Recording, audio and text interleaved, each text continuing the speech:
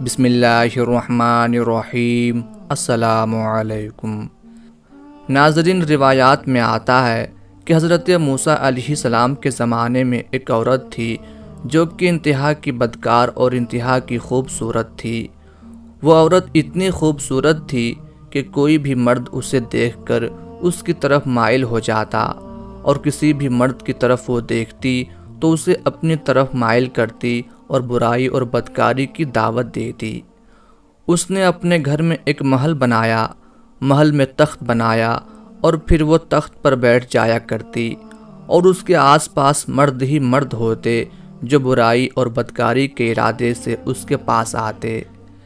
ناظرین، کہا جاتا ہے کہ ایک دن وہ اپنے محل میں تخت پر بیٹھی تھی کہ ایک نوجوان کا وہاں سے گزر ہوا جو انتہائی عبادت گزار اور اس کا شمار عابدوں اور زاہدوں میں ہوتا تھا۔ جب اس نوجوان کی نظر اس عورت پر پڑی، اس عورت کی ایسی تصویر اس کے ذہن میں بنی کہ جب وہ واپس گیا تو اس کا عبادت میں کسی بھی طرح دل نہ لگا۔ اس نے ہر ممکن کوشش کی اسے ذہن سے نکالنے کی، مگر اس عورت کے تصور کو اپنے ذہن سے نہ نکال سکا۔ بہت کوشش کرنے کے بعد جب وہ کسی بھی طرح کامیاب نہ ہو سکا تو اس نے اتنی رقم جمع کی جتنی رقم میں وہ عورت کسی مرد کو اپنے قریب آنے دیتی تھی، اور عورت کے پاس چلا گیا۔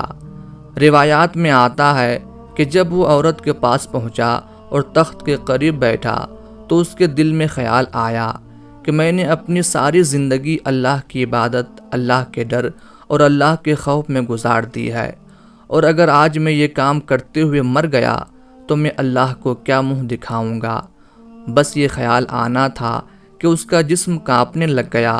اس نے عورت سے کہا کہ میں نے جانا ہے، مجھے کوئی ضروری کام ہے۔ عورت کہنے لگی، چلے جاؤ، مگر جس کام کے لیے آئے ہو وہ کام تو کرتے جاؤ۔ نوجوان نے انکار کر دیا۔ عورت کے بار بار اصرار پر اس نے کہا کہ میں نے اپنی ساری زندگی اللہ کی عبادت میں گزار دی ہے، اور میں یہ کام کر کے اللہ کو ناراض نہیں کر سکتا، اور وہاں سے اٹھ کر چلا گیا۔ ناظرین، جب وہ وہاں سے چلا گیا تو عورت نے سوچا، میں اتنی حسین اور خوبصورت ہوں کہ آج تک جو مرد بھی میرے قریب آیا مجھ سے برائی کیے بغیر نہیں رہ سکا، مگر یہ کیسا نوجوان تھا جس کے دل میں اللہ کا اتنا ڈر تھا کہ اس نے مجھ جیسی خوبصورت عورت کو بھی چھوڑ دیا اور چلا گیا۔ جب اس خیال نے اسے بار بار جھنجھوڑا تو اس نے یہ سوچ لیا کہ آج کے بعد یہ کام نہیں کروں گی اور اللہ سے توبہ کروں گی، اور وہ حضرت موسیٰ علیہ السلام کے دربار میں گئی کہ وہ اللہ کے نبی ہیں، اور ان سے جا کر دریافت کروں کہ کیا میرے جیسی گنہگار عورت کے لیے بھی توبہ کی کوئی گنجائش ہے۔ جب وہ حضرت موسیٰ علیہ السلام کے پاس گئی تو جناب حضرت موسیٰ علیہ السلام لوگوں کو درس دے رہے تھے۔ عورت نے اس مجمع میں کسی مرد کو بلایا اور کہا کہ جناب موسیٰ سے کہو فلاں عورت آپ سے ملنا چاہتی ہے۔ اس بیوقوف نے جا کر بھرے مجمع میں زور سے کہا، اے موسیٰ، فلاں عورت آپ سے ملنا چاہتی ہے۔ وہ تو نامی گرامی عورت تھی، سب جانتے تھے کہ وہ بدکار ہے۔ حضرت موسیٰ علیہ السلام کو غصہ آیا۔ موسیٰ علیہ السلام نے سختی سے کہا، اسے کہو چلی جاؤ یہاں سے، میں اس سے نہیں ملنا چاہتا۔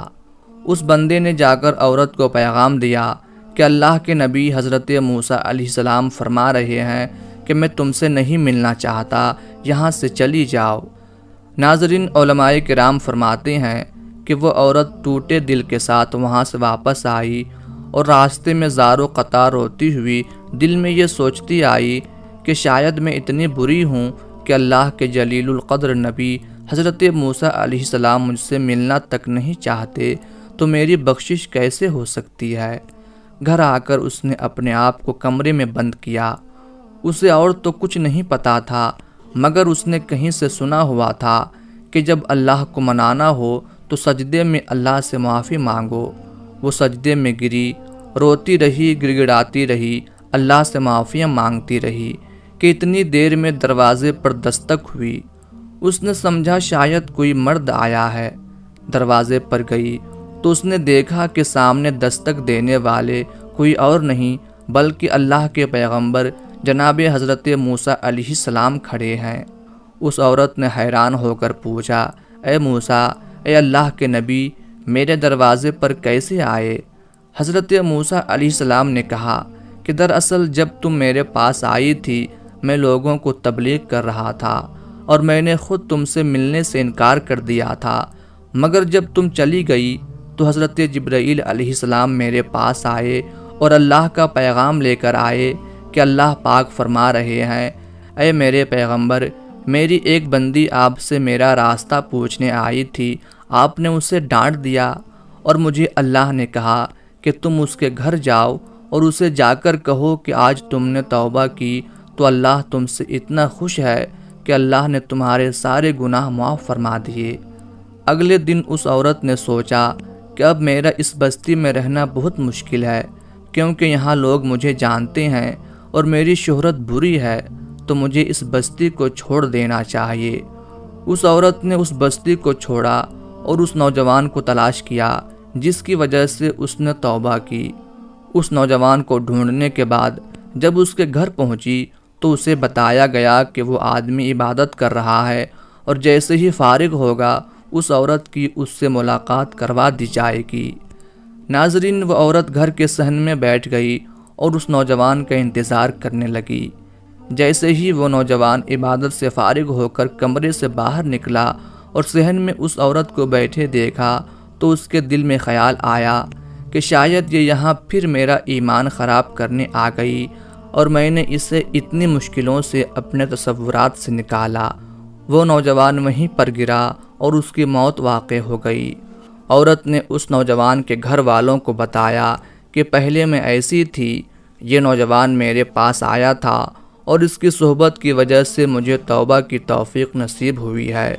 میں نے اپنی پہلے والی زندگی سے توبہ کر لی اور میں یہاں اس نوجوان سے ملنے آئی تھی، شاید یہ مجھ سے نکاح کر لیتا، مگر یہ خوف خداوند عالم سے گر کر مر چکا ہے۔ اسے بتایا گیا کہ اس کا ایک بڑا بھائی ہے، اس سے پوچھ لیتے ہیں، اگر وہ آپ سے نکاح کر لیتا ہے تو ہمیں کوئی اعتراض نہیں۔ ناظرین، علماء کرام لکھتے ہیں کہ اس عورت کی شادی اس نوجوان کے بڑے بھائی سے کر دی گئی اور اللہ نے اس عورت کو سچی توبہ کرنے کا صلہ یہ دیا کہ اللہ نے اس عورت کو 7 بیٹے عطا کیے، اور وہ 7 کے 7 بیٹے بعد میں بنی اسرائیل کے بہت بڑے ولی گزرے ہیں۔ یعنی جب اللہ تبارک و تعالی کرم کرنے پہ آتا ہے تو ایک طوائف کے گھر 7 ولیوں کی پیدائش فرما دیتا ہے۔ بے شک خالق کائنات بڑا عظیم ہے، بڑی عظیم قدرت کاملہ رکھتا ہے، وہ جب چاہتا ہے جسے چاہتا ہے نواز دیتا ہے۔